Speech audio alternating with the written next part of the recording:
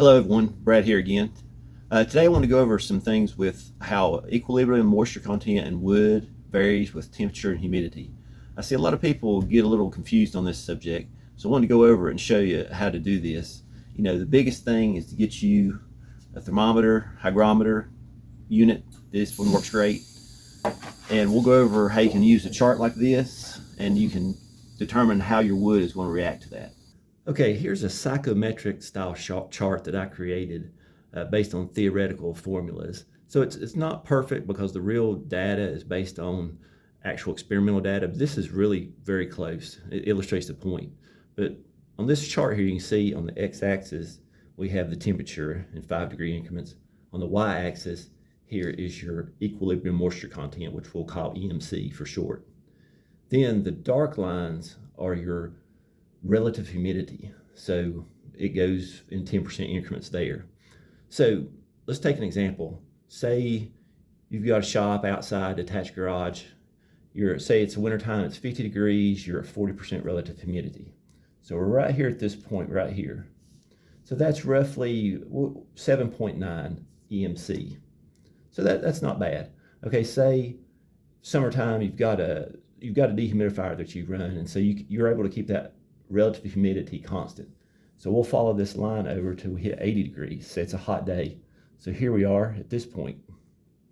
So we went down to 7.9 to about 7.5. Not a big difference, 0.4% change in the EMC.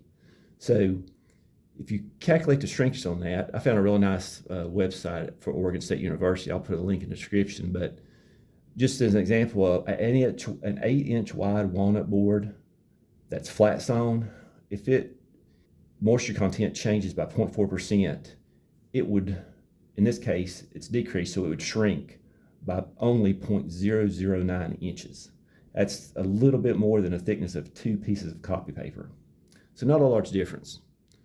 So you can see how constant relative humidity has very little change in the EMC and the shrinkage or expansion of the wood. Okay, so now say on that same hot summer day, okay, say your dehumidifier goes out. Okay, now your relative humidity jumps up here to 60%. So we'll put a circle there. So now we've went from about 7.5 and we've jumped up here to we're almost at 11%. If you go across here, we're about halfway between the 10 and 12. So now we've got a change of 3.5% more EMC. So if you go back to that same shrinkage calculator, when you go from that much difference, that same walnut board, 8 inches wide, flat sawn, is going to expand in width by 0.077 inches. So that's more than a 1/16 of an inch, about 5/64 of an inch. So that's pretty significant.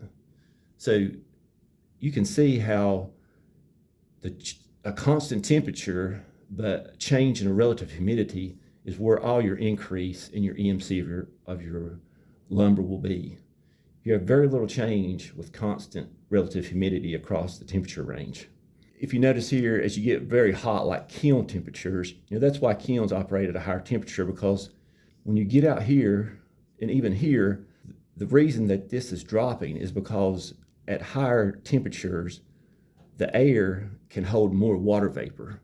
So even though the humidity is the same, that air can hold more water so that the EMC actually drops. The real chart that I use comes from the USDA publication, Drying Hardwood Lumber, and it's on page 18.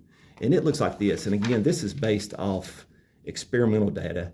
And I just didn't use this because it's a little more confusing, because it shows in here your wet bulb depression, which if you're using a kiln, drying lumber there, that's helpful, but it's just kind of confusing with all these extra lines in here. So that's why I just simplified it to this one.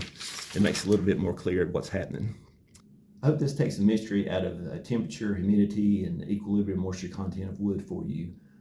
And so if you can, I really appreciate if you give me a like and subscribe, and comments are always good. Thank you.